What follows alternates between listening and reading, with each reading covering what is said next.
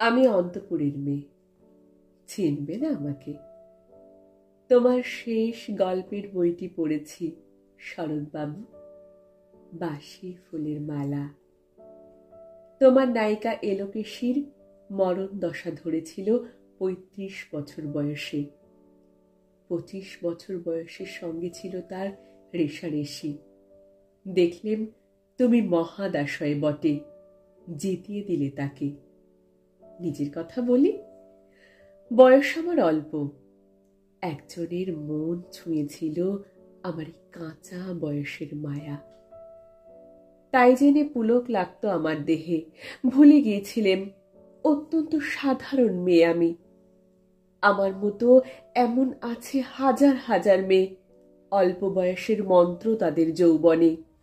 তোমাকে দোহাই দিই, একটি সাধারণ মেয়ের গল্প লেখো তুমি। বড় দুঃখ তারও স্বভাবের গভীরে অসাধারণ যদি কিছু তলিয়ে থাকে কোথাও, কেমন করে প্রমাণ করবে সে? এমন কজন মেলে যা তারা ধরতে পারে? কাঁচা বয়সের জাদু লাগে ওদের চোখে। মন যায় না সত্যের খোঁজে। আমরা বিকিয়ে যাই মরীচিকার দামে। কথাটা কেন উঠল তা বলি। মনে করো নাম তার নরেশ। সে বলেছিল কেউ তার চোখে পড়েনি আমার মতো। এত বড় কথাটা যে বিশ্বাস করব সে সাহস হয় না। না করব সে এমন জোর কই।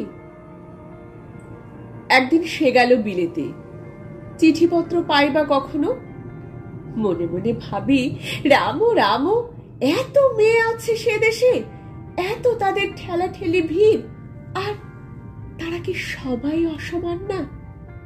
এত বুদ্ধি, এত উজ্জ্বলতা, আর তারা সবাইকে আবিষ্কার করেছে এক নরেশ সেনকে, স্বদেশে যার পরিচয়ে চাপা ছিল 10-এর মধ্যে। গেলমেলে চিঠিতে লিখেছে লিজির সঙ্গে গিয়েছিল সমুদ্রে নাইতে।